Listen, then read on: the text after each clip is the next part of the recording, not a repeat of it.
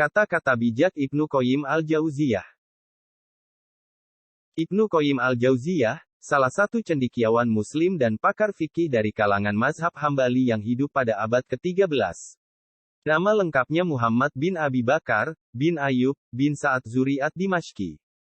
Dikenal juga dengan nama lain Abu Abdullah Syamsuddin. Ia dilahirkan di kota Damaskus, Suriah, pada tahun 691 Hijriah atau 1292 Masehi, dan meninggal di usia 60 pada tahun 751 Hijriah atau 1352 Masehi. Julukan Ibnu Qayyim sendiri diambil dari ayahnya, Abu Bakar, seorang ulama besar yang menjabat sebagai Qayyim pengurus di Madrasah Al-Jauziyah di Damaskus.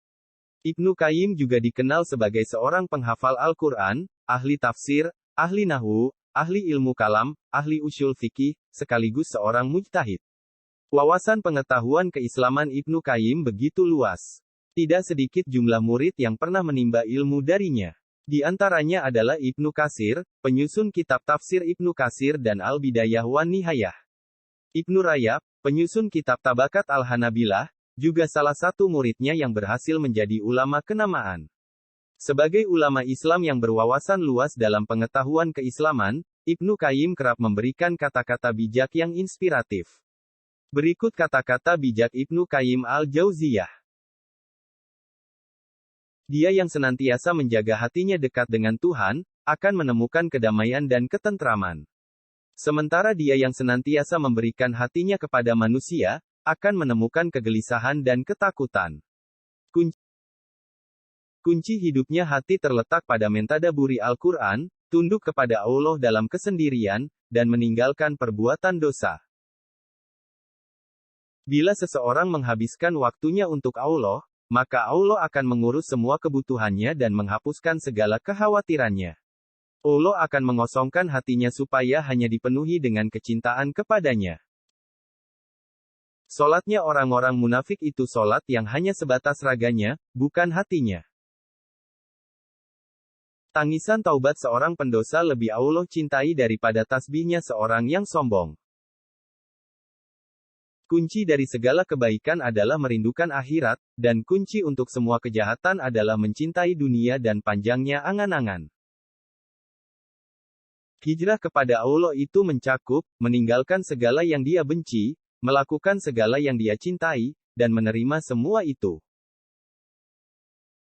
Semakin kecil suatu dosa dalam pandanganmu, semakin besar dosa itu di sisi Allah. Dan semakin besar suatu dosa dalam pandanganmu, semakin kecil dosa itu di sisi Allah. Sabar adalah ketika hati tidak meratap dan mulut tidak mengeluh. Ketika Allah memberi cobaan kepadamu, itu tidak dimaksudkan untuk menghancurkanmu. Saat Dia menghapus sesuatu yang menjadi milikmu, itu hanya mengosongkan tanganmu untuk menerima suatu pemberian yang lebih besar. Perbuatan dosa itu memiliki banyak efek samping.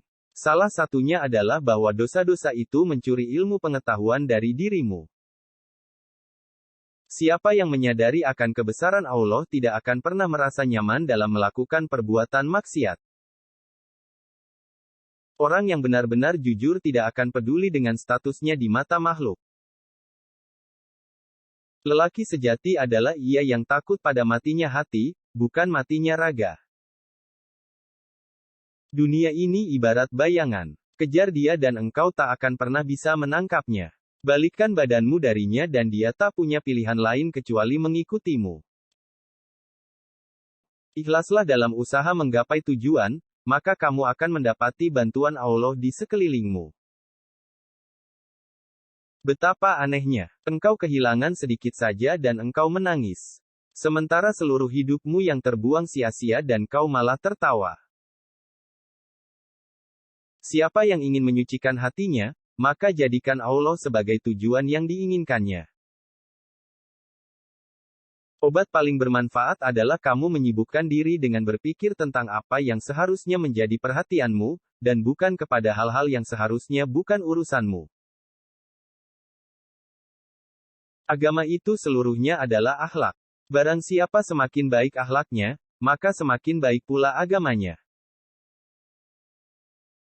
Amal tanpa keikhlasan seperti musafir yang mengisi penuh kantongnya dengan kerikil pasir, memberatkannya tetapi tidak bermanfaat. Sesungguhnya rumah-rumah di surga itu dibangun dengan zikir. Jika kamu berhenti berzikir, maka para malaikat juga akan menghentikan pembangunannya.